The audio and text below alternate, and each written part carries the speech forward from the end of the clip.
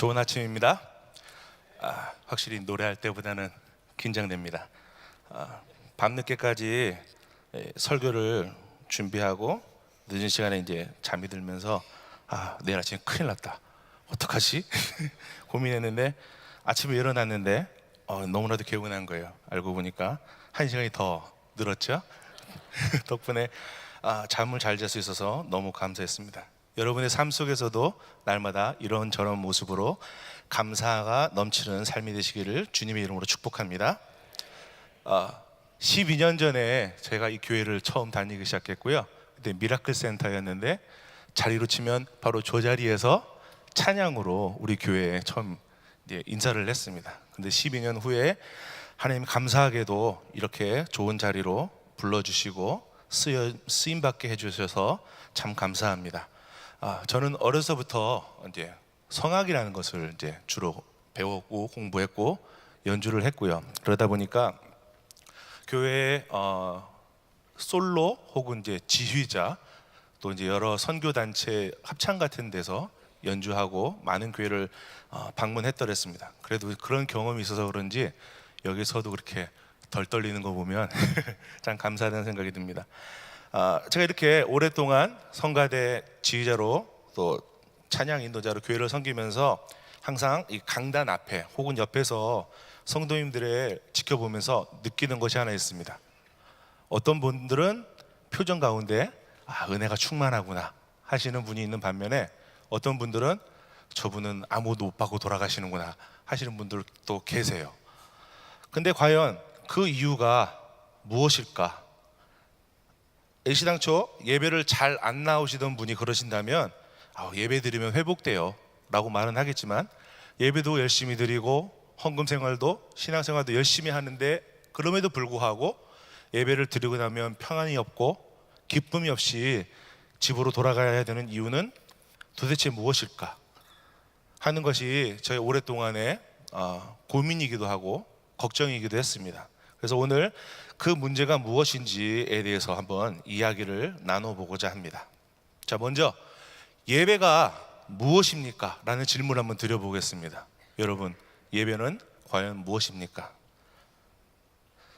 우리가 보통 예배라고 하면 주일 오전에 있는 1, 2, 3부 혹은 4부 예배를 생각하고 7시 반에 첫 예배가 있고 마지막 예배는 1시에 끝나는데 2부에 가면 점심을 못 얻어먹고 3부에 가면 점심을 얻어먹을 수 있는 게 우리 교회의 예배다, 이렇게 혹시 생각하고 계신다면 좀 깊게 생각해 보셔야 될 것 같습니다. 그러나 오늘 존 메가다라는 분이 쓴 예배에 대한 정의라는 책에 보면 이렇게 말씀하십니다. 예배란 과연 무엇인가? 잘 알려진 정의는 예배는 자기보다 높은 존재에게 돌리는 존경심이다. 따라서 당신이 무엇인가를 얻기 위해서 교회에 나간다면 그것은 동기부터가 잘못된 것이다. 예배는 하나님께 드리려는 타는 듯한 열망이며 이것은 우리 자신과 마음의 태도와 우리 소유를 드리는 것까지 포함한다. 아멘. 다시 말해서 예배는 주일 오전에 드리는 예배가 예배 전부가 아니라 하나님께 헌신하는, 하나님께 섬겨드리는, 하나님께 모든 것을 올려드리는 것이 예배라고 오늘 이 존 메가다라는 분은 말씀하십니다. 그래서 오늘 여러분이 이해하기 쉽게 예배를 두 가지로 구분하려 합니다. 매일 새벽에, 금요일에, 주일에 혹은 그룹이나 가정교회에서 드려지는 경배와 말씀과 봉헌이 중심되는 공적인 예배, 형식이 있는 예배를 하나의 예배라고 보고, 또 반대되는 예배는 우리 사는 삶을 살아가면서 날마다 기도하고 묵상하고 하루의 삶을 살아나가는데 우리 순간마다 주님을 생각하고 주님의 뜻대로, 주님이 원하시는 대로 살아가기를 원하는 사적인 예배, 이후로는 영적인 예배라고 명칭하는 이 두 가지 예배로 예배를 구별하고자 합니다. 요즘 저희 그룹의 성경 퀴즈 대회 때문에 그룹의 몇 분들과 함께 모여서 이 모세오경을 다시 살피고 있는데요. 구약 시대에는 하나님께 제물을 드리며 제사를 혹은 예배를 드렸습니다. 각 사람의 형편에 따라 소를 드리기도 했고 그 외에 다른 짐승이나 곡식을 드리기도 했습니다. 그렇게 하나님 앞에 제사를, 예배를 드려야 내 죄가 없어졌고요, 제물에 내 죄를 전가해서 그 제물을 태워야 내 죄가 없어졌더랬습니다. 그렇기 때문에 구약의 이스라엘 백성들은 하나님 전 앞에, 하나님의 예배 초소 앞에 나아갈 때 빈손으로 나아갈 수가 없었습니다. 그러나 지금 교회라는 곳은 어떤 모습을 가지고 있습니까? 여러분들, 교회에 나오는 이유가 무엇입니까? 왜 교회에 나오십니까? 한번 마음속으로 솔직히 대답을 한번 해보세요. 하나님, 내가 가진 모든 것 혹은 내가 가진 일부를 주님께 가지고 나왔습니다. 하나님 받으시고요, 저는 아무것도 받지 못해도 좋습니다. 하나님께 나의 것을 드리는 것만으로도 충분합니다 하고 여러분 고백하실 수 있습니까? 아니면 하나님께 드리는 것이 없어 그냥 받아가기만 하는 삶을 살아가고 계십니까? 겨우 헌금 얼마 이렇게 가지고 나와서 겨우 그거 하나님께 드리면서 마지못해 부모님께 용돈 드리는 것처럼 이걸로 내가 할 도리는 다 했어요 하면서 말하는 그저 교회를 친목이나 혹은 그냥 왔다 갔다 하는 수단으로 나뉘지는 않으십니까? 어떤 옛날에 이민 오신 분들은 한국 음식이 먹고 싶어서 교회에 온다고 하시는 분도 계셨습니다. 이렇게 우리가 예배를 드릴 때 온전히 하나님 앞에 나의 것을 내어놓지 않는다면 과연 예배가 드려질 수 있을까 하는 생각을 해봅니다.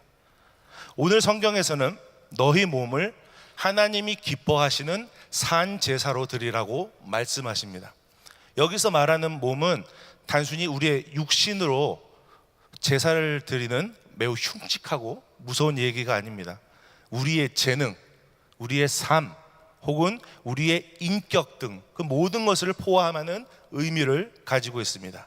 그리고 산제사로 드리라는 말은 살아있는 사람을 하나님께 드리라는 뜻이 아닌 건 아시죠? 구약은 동물을 죽여서 제사를 지냈습니다. 동물로 드리는 제사는 이 동물이 죽었기 때문에, 타서 없어졌기 때문에 한 번 드리면 끝이고, 없어지기 때문에 또 다시 한번 제사를 드리고 또 다시 한번 제사를 드리고 했던 것들을 계속 반복하는 제자리를 이렇게 맴도는 제사였더랬습니다. 그러나 오늘 말씀은 살아있는 것으로 드리기에, 살아있는 우리 자신을 드리기에 제자리를 빙글빙글 도는 게 아니라 하나님과 나와의 지속적인 만남을 이야기하는 것입니다. 그렇기 때문에 오늘 말씀은 우리가 하나님으로부터 받은 재능, 탤런트, 우리의 육체, 우리의 인생, 우리의 인격 등을 통해서 하나님 앞에 날마다 점점 가까이 나아가는 거룩한 산 제사를 드리라는 말씀이십니다. 이것이 바로 우리가 하나님께 우리의 몸을 기뻐하시는 산 제사로 드리는 영적 예배인 줄 믿습니다. 영적 예배라는 말을 새 번역 성경에서 찾아보니까 합당한 섬김이라는 단어로도 말씀하십니다. 그러니까 우리가 영적으로 드린다는 예배는 그냥 이렇게 영을 이렇게 쏙 빼서 드리는 이런 개념이 아니라 우리의 삶을 온전히 하나님께 인격적으로 드리는 것을 영적 예배라고 말씀하십니다. 오늘은 공적인 주일의 예배당에서 드리는 그런 예배를 이야기하는 것이 아니라 우리가 구체적으로 어떤 삶의 모습으로 하나님께 영적 예배를 드려야 하는지, 어떻게 합당하게 하나님을 섬겨야 하는지에 대해서 알아보고자 합니다. 오늘 본문 로마서 12장 1절이 지나고 3절에서부터 21절까지 마지막까지 나오는 말씀들을 정리하면 20가지의 체크리스트가 나옵니다. 제가 이렇게 정리를 해봤는데 지금부터 이 20가지의 체크리스트를 하나씩 제가 읽어드릴 테니까 들어보시면서 나는 이게 내 연약함이구나, 난 이거를 잘 지킨 것 같아 하면서 서로 한번 체크해 보셨으면 좋겠습니다. 자, 이제 여러분의 오른손을 남이 안 보는 자리에 무릎 같은 데에다 살짝 얹어 놓으시고 손을 피십시오. 그리고 제가 체크리스트를 하나하나 불러드릴 때 마음에 걸리는 게 있으면 이렇게 손가락을 하나씩 접어가시면서 내가 뭐 어떤 잘못을 하고 살고 있나, 내가 뭘 잘하고 살고 있나 한번 체크해 보셨으면 좋겠습니다. 첫 번째입니다. 4절부터 8절까지 이야기인데요. 각기 은사대로 받은 은사대로 섬기는 예배에 대해서 한번 이야기를 나눠보고자 합니다. 첫 번째 6절에 예언에 대해서 나옵니다. 예언은 믿음의 분수대로 드리라고 합니다. 예언이 우리가 흔히 보통 옛날에 보듯이 무당이 하듯이 동쪽으로 가라, 서쪽으로 가라, 땅을 파보거라, 뭐가 나온다, 이런 식의 예언이 아니라 하나님의 나라를 미리 조금씩 맛보여주는 그것이 예언이 되어야 되는데, 우리가 흔히 예언 드리는 숫자가 적으니까 그나마 걱정은 덜 됩니다만, 혹시 예언 하시는 분 가운데 너무 개인사를 소상하게 밝히거나 이러지 않았으면 좋겠다는 생각이 듭니다. 그래서 예언이라는 것은 믿음의 분수대로 그렇게 고백하셨으면 좋겠습니다. 두 번째, 섬기는 일은 섬기는 일로 라고 7절에 나와 있습니다. 섬기는 분이, 섬김의 자리에 선 사람이 섬기지 않고 대접을 받으려고 하면 교회가 갈등에 빠지게 되죠. 끝까지 섬기는 자리에 머물러 있고 아무런 대접을 받지 못한다 하여도 하나님이 채워주실 줄을 믿고 앞으로 점점 나아가며 날마다 섬겨나가는 우리 믿음이 필요한 것 같습니다. 그 다음 7절에 또 가르치는 자, 가르치는 일이라고 얘기합니다. 가르치시는 분이요, 열정이 너무 많으면 굳이 얘기 안 해도 되는 것까지 얘기를 합니다. 사람들이 한계가 있어서요, 10가지까지 들으면 충분한데 11가지부터는 듣고도 잊어버려요. 그러니까 굳이 11가지까지 얘기할 필요가 없습니다. 열정은 넘치는 건 중요하지만 가르치는 분이 정말로 잘 배울 수 있도록 가르치는 것도 중요합니다. 저희 그룹이 성경 공부를 한다고 말씀드렸습니다. 퀴즈가, 제가 이번에 카피했던 퀴즈가 마태복음이 문제가 400문제가 넘어가더라고요. 이렇게 한 200문제까지 풀다 보니까 그만하자는 소리가 나오기 시작하더라고요. 아무리 성경 공부를 위해서 모이신 분들도 머리에 용량이 넘쳐가면 이제 힘들어합니다. 그래서 가르치시는 일에 있어서도 적당히 어느 선을 잘 지키셨으면 좋겠습니다. 그다음에 권위하는 자, 권위하는 것을 다른 말로 권면이라고 번역하는 성경도 있고 위로라고 번역하는 성경도 있습니다. 권면한다고, 위로한다고 하는 말이 듣는 사람에게 열불이 나게 하는 경우가 참 많아요. 그래, 집사님 큰아들 때문에 고생이 많죠. 아유, 우리 아들은 나쁜 짓도 안 해보고 학교도 좋은 데 가고 그래서 난 잘 몰라, 이러면 듣는 사람이 얼마나 마음이 열불이 나겠습니까? 권면을 한다는 것은 정말 그분의 권면을 받을 분 혹은 위로를 받을 분의 마음을 충분히 이해하고 그분이 위로가 될 수 있도록 해줘야 될 줄 믿습니다. 또 구제하는 자, 8절에 구제하는 자는 성실함으로 하라는 말씀이 있습니다. 구제하는 자가 게을러지면 구제받아야 될 사람이 어려움에 있습니다. 제가 한 달에 한 번씩 몇 불을 내서 월드비전을 돕는데, 제가 만약에 돈을 안 냈을 때 안 낸 돈 그대로 또 그 사람을 돕지 못한다, 그러면 그 사람은 굶을 수도 있는 거잖아요. 그렇기 때문에 우리가 남을 돕기로 작정했으면, 구제하기로 작정하셨으면 끊임없이 수고스럽더라도 성실함으로 도와야 되는 줄 믿습니다. 그리고 8절에 다스리는 자는 부지런함으로 하라고 말씀하십니다. 다스리는 분이 게을러지면 역시 다스림의 손길이 필요한 사람들에게 어려움이 빠집니다. 그렇기에 구제하는 것, 다스리는 것은 성실함과 부지런함이 필요한 듯 싶습니다. 그 다음에 8절에 긍휼을 베푸는 자는 즐거움으로 라고 합니다. 교회에 혹은 사회단체에 봉사하러 오신 분이 방긋방긋 웃는 얼굴로 봉사하면 얼마나 보기 좋습니까? 그런데 얼굴은 찌푸러져 있고 음식을 줘도 곱게 안 주고 막 던지듯이 준다면 받는 사람 입장에서는 또 기분이 나쁘겠죠. 근데 이게 남 얘기가 아니고 사실 우리 주변에서 흔히 보고 혹은 내가 그러기도 합니다. 여러분들 지금 숫자는 잘 적고 계신 거죠? 손가락 잘 확인하십시오. 자, 두 번째 카테고리의 질문입니다. 공동체를 이루는 삶의 예배, 9장에서 13절 사이의 말씀인데요, 우리는 이를 사람과의 관계라고 이야기하고 싶습니다.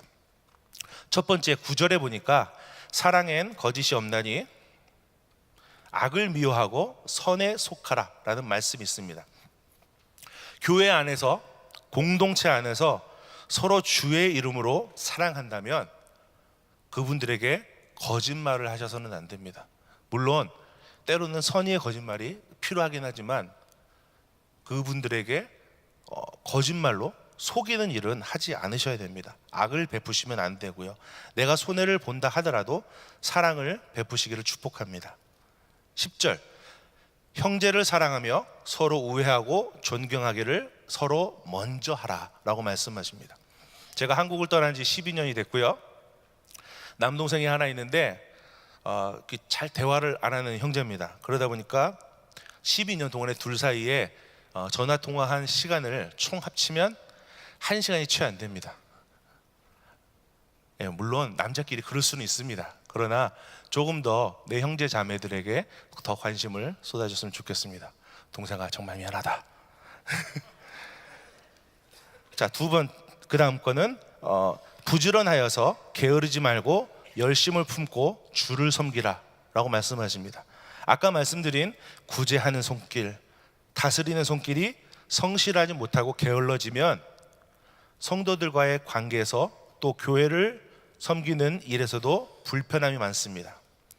특히 주방 봉사라든지 주차 봉사라든지 제 시간에 와서 같이 섬겨야 서로 기쁨이 넘치고 교제가 나눠지는데 5분 듣고 10분 듣고 이런 자질구레한 조그마한 실수들이, 조그마한 게으름들이 우리의 교회 안에서, 그룹 안에서, 가정교회 안에서 인간관계를 어그러뜨리는 문제가 되지 않나 한번 생각을 해보았습니다. 그 다음에 12절에 보니까 소망 중에 기뻐하며 환난 중에 참으며 기도에 항상 힘쓰라고 말씀하십니다. 이 말씀은 특별히 가정교회에서 소중한 말씀인데요, 기쁜 일을 만나면 서로 축복해 줘야 됩니다. 그런데 내 처지가, 내 형편이 그러다 보니까 기쁜 일로 축하해 줄 자리에 슬쩍 안 나오시는 분들도 더러 보여요. 혹은 슬픈 일에 위로를 해줘야 되는데 내가 바쁘다는 이유로, 또 여러 가지 이유로 그 자리에 참석하지 않거나 위로해 주지 못하는 경우, 또 그분들을 위해서 우리가 정말 기도하면서 위로해 주고 격려해 줘야 되는데 저분 내가 기도가 안 나와, 이런 식으로 우리 삶에서 우리 같이 하나님 나라를 섬기는 성도님들끼리 기도하며 서로 돕지 않는 모습들이 혹시 있지 않나 한번 여러분들 깊이 생각해 보셨으면 좋겠습니다. 그 다음에 섬김이라고 나왔습니다. 성도에 쓸 것을 공급하고 손 대접하기를 힘쓰라 라고 13절에 말씀하십니다. 저는 권면하기를 내게 없는 것으로 섬기는 것은 굳이 하실 필요 없다고 말씀드립니다. 그러나 내가 가지고 있는 것들 중에 내가 지금 당장 쓰지 않는 것들, 혹은 내가 풍족히 가지고 있는 것들, 내가 나눠도 없어지지 않을 것들은 여러분 충분히 같이 나누었으면 좋겠습니다. 제가 취미생활로 작년 선교대회 때부터 커피 내리는 방법을 배워서 제가 목사님들과 우리 성도님들께 커피를 대접합니다. 처음에는 이 커피를 볶은 걸 사가지고 썼는데 너무너무 비싼 거예요. 하루가 멀다 하고 수없이 돈이 깨지길래 고민 끝에 내가 커피를 직접 볶아보자. 그래서 주방에서 이렇게 커피를 볶습니다. 그러다 보니까 탄 냄새가 난다고 뛰어오시는 분들이 더러 계시기도 하는데, 그래서 그러다 보니까 이제 커피 볶는 비용이 좀 줄었어요.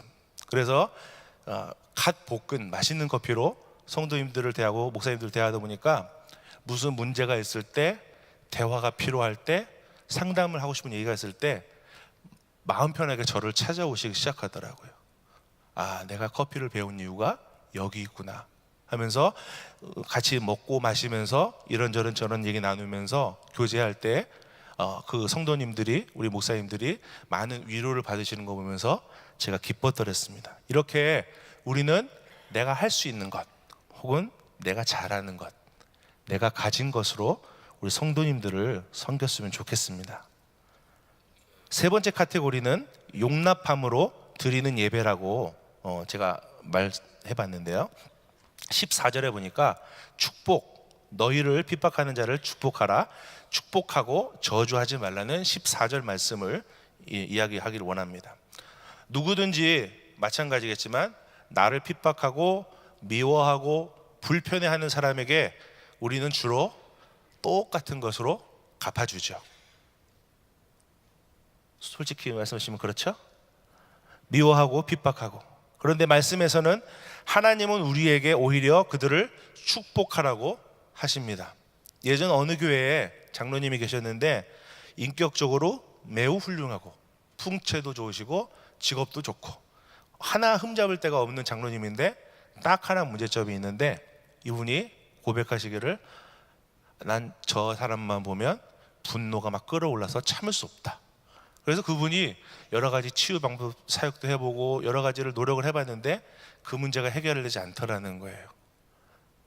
그래서 어떤 날은 막 울면서 다른 건 다 하겠는데 그분만 용서 못하겠습니다 라고 고백할 정도로 이 마음에 어려움들이 있더라는 겁니다. 그분도 그런데 우리는 마음속에 적어도 한두 사람은 미워하거나 불편한 사람이 있지 않습니까? 그런 사람들조차 우리가 축복해야 된다고 주님께서는 오늘 말씀하십니다. 손가락은 잘 접고 계시죠? 15절 격려와 위로 즐거워하는 자들로 함께 즐거워하고 우는 자들로 함께 울라. 아까 12절 말씀과도 비슷합니다. 지금 이 질문은 너의 인격은 너의 진심은 남의 즐거움에 함께 즐거워하고 남의 슬픔에 함께 울어줄 수 있는가 하는 질문입니다. 체면 때문에 혹은 사회적 지위 때문에 그래야 하니까 즐거울 때 하고 즐거워해주고 슬플 때 슬퍼해주지만 나의 진심은 나의 영은 정말 그 사람과 동역하는 그 사람과 함께 기뻐하고 있는지 혹은 슬플 때 같이 슬퍼하고 있는지 정말 다시 한번 우리 생각해 볼 필요가 있는 것 같습니다. 몇 개 안 남았습니다. 16절 나자지라는 말씀이 있습니다. 서로 마음을 같이 하며 높은 곳에 마음을 두지 말고 오히려 낮은 데 처하며 스스로 지혜 있는 체 하지 말라. 사람들이 아무리 나를 칭찬하더라도 그 칭찬을 하나님께 올려드렸으면 좋겠어요. 사람들이 나한테 칭찬할 때 아유 감사합니다 이렇게 내가 받는 게 아니라 사람들이 나를 칭찬해주면 반사 하나님께 모든 영광 올려드립니다 하고 하셔야지 칭찬해 주는 대로 예 감사합니다 받다 보면 어느 순간 내 어깨가 이렇게 올라가 있는 나를 발견하게 돼요. 제가 노래를 하면서 성악을 하면서 대접받는 자리에 있다 보니까 어느 순간에 어깨가 이만큼 올라가 있더라고요. 그러다가 목회 생활을 하니까 이게 이렇게 내려가더라고요. 여러분들 삶 가운데서 그렇게 겸손이 넘쳤으면 좋겠습니다. 그 다음에 18절에 보니까 평화 할 수 있거든 너희로서는 모든 사람으로 더불어 평화하라. 제가 가끔 듣는 얘기인데 목사님 저는 그 안무개 지사님 때문에 3부 예배 절대 안 드려요. 나 2부만 드리고 집에 가요. 혹시 이 가운데 2부 예배 가운데 3부 예배 가기 싫어서 오신 분 계십니까? 혹시 그렇게 마음이 불편하신 분이 있다면 지금 예배 끝나시고 잠깐 기다렸다가 그 마음에 안 들었던 분을 만나시고 같이 3부 예배를 또 드리셨으면 좋겠습니다. 자 마지막입니다. 여기 하나 또 적어놨네요. 3부 예배를 같이 드리시면 송종호 목사님의 귀한 말씀을 들으실 수 있습니다. 다음 마지막입니다. 원수에 대해서 19절, 20절, 21절에 친히 원수를 갚지 말고 하나님께 맡기라. 내 원수가 줄이거든 먹이고 목마르거든 마시우라. 악에 지지 말고 선으로 악을 이기라. 자, 우리 드라마나 영화에 보면 가끔 나옵니다. 10년간을 이 날을 기다렸다. 내 아버지의 원수 이 칼을 받아라 하는 장면들이 가끔 나옵니다. 세상에 이보다 어리석은 일이 어디 있어요? 지난 10년 동안 그 사람 뭐 한 겁니까? 10년을 통째로 버린 거잖아요. 그 원수 갚는 것 때문에, 왼수 하나 때문에 10년 동안 혹시 젊으신 분이라면 그 좋았던 청춘, 연애하고 교회 다니면서 하나님 말씀 듣고 교회 섬기고 충성하고 그렇게 하나님께 충분히 들으실 수 있었던 시간 10년 동안을 원수 갚는 데 다 써버린 거잖아요. 악으로 갚는다는 것이 우리 삶에 이런 문제가 있다는 겁니다. 악을 악으로 갚으려는 그 순간부터 내 마음속에 선함은 사라지고 평안은 사라지고 기쁨은 싹 다 사라지고 그 원수 갚는 데만, 그놈을 어떻게 죽여야 내 속이 시원할까, 이렇게 비틀까 저렇게 비틀까, 이런 생각을 하느라 시간을 낭비한다는 말씀이시죠. 이렇게 우리 20가지의 체크리스트를 확인해 봤습니다. 그런데 하나 더 조건부로 붙여야 될 말이 있습니다. 첫 번째, 2절에 보니까 하나님의 뜻을 분별하셨으면 좋겠습니다. 이렇게 신앙생활 하는데 이게 내 뜻인지 하나님의 뜻인지 구별 못하는 경우가 덜어 있는데 분명히 하나님 뜻대로 걸어 나가셨으면 좋겠습니다. 그 다음에 두 번째, 믿음의 분량만큼 섬기셨으면 좋겠습니다. 나 자신의 믿음의 분량이 아니라, 내가 믿고 싶은 믿음의 분량이 아니라 하나님이 주시는 믿음의 분량, 내가 더 하고 싶더라도, 내가 더 섬기고 싶더라도 하나님이, 교회가, 말씀이 이 정도가 좋게, 이 정도면 평안이 올 거야 하면 거기까지만 하셔야지, 더 넘치다 보면 교회 가운데 어려움도 생길 수 있는 것 같습니다. 자, 이제 남몰래 접었던 손가락을 싹 보십시오. 손가락은 과연 몇 개가 접혀 있습니까? 한 손으로 충분하십니까? 아니면 한 손을 넘어갑니까? 여러분 마음들은 어떤 부분에서 찔림이 있으셨습니까? 저도 이렇게 손가락을 접으면서 생각을 해보니까 형제 안에 서로 사랑하지 못했던 거 걸리고요. 그 다음에 모든 사람과 평화하라고 했는데 저 같은 경우에 싫으면 얼굴에 싫은 티가 팍팍 납니다.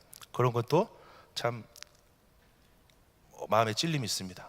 더 이상 더 찔림은 있는데 설교자라서 추해질까봐 더 이상 말은 안 하겠습니다. 자, 여러분은 그 마음속에 어떤 찔림이 있으십니까? 이제 댁으로 돌아가시면서 부부끼리 어떤 게 내가 찔림이 있었어, 혹은 같이 오셨던 일행들끼리, 가정교회끼리 그런 이야기를 좀 나눠보셨으면 좋겠다는 생각을 합니다. 그렇게 나의 부족한, 연약한 부분을 다시 깨닫고 하나님 앞에 나는 연약합니다, 나는 실수하고 넘어지기 너무 쉽습니다. 혹시 나의 연약함 때문에, 나의 실수, 넘어짐 때문에 상처받은 사람이 있다면 하나님이 용서하여 주시옵소서. 나는 실수가 많습니다. 오늘 하루 얼마나 많은 실수를 했는지, 그러나 남들로부터 싫은 소리 듣고 싶지 않아서 미안하다고, 잘못했다고 고백하기보다는 오히려 내가 뭐 잘못했냐고 어깨 바짝 세우고 따지고 드는 그런 모습이 나의 모습이었습니다. 하나님, 부족한 우리를 날마다 온전하게 하여 주시고 날마다 승리하게 하여 주시옵소서. 우리 지금 이 시간 결단 찬송을 함께 나누기를 원합니다. 주는 완전합니다. 우리 찬양을 함께 부르며 하나님 앞에 나의 연약함을 고백하기 원합니다. 주여 우린 연약합니다. 우린 오늘을 힘겨워 합니다. 주 뜻 이루며 살기엔 부족합니다. 우린 연약합니다. 주여, 우린 넘어집니다. 주여, 우린 넘어집니다. 오늘 하루 또 실수합니다. 주의 긍휼을 구하는 죄인입니다. 우리만 바라봅니다. 한없는 주님의 은혜, 한없는 주님의 은혜, 온 세상 위에 넘칩니다. 가릴 수 없는 주 영광,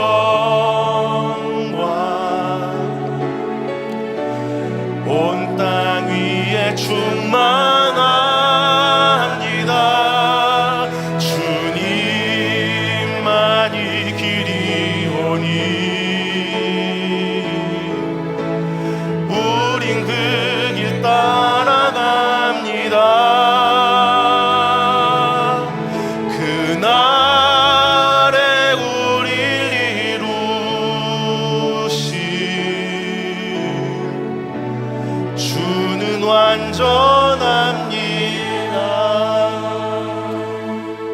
여러분께 다시 한번 질문하기를 원합니다. 예배는 무엇입니까? 하나님 뜻대로 세상에서 살면서 승리하는 것이 예배인 줄 믿습니다. 그러나 우리 예배는 지금까지 세상에서 넘어지고 실수하고, 그래서 와서 하나님 앞에서 나 넘어졌습니다, 하나님 실수했습니다, 어떡하죠? 하고 나의 연약함만 고백하는 그런 예배가 아니셨습니까? 그러나 오늘 말씀 가운데 여러분들 손가락 접으신 그것들, 그 문제들 일주일 동안 고민하면서 날마다 승리하시기를 주님의 이름으로 축복합니다.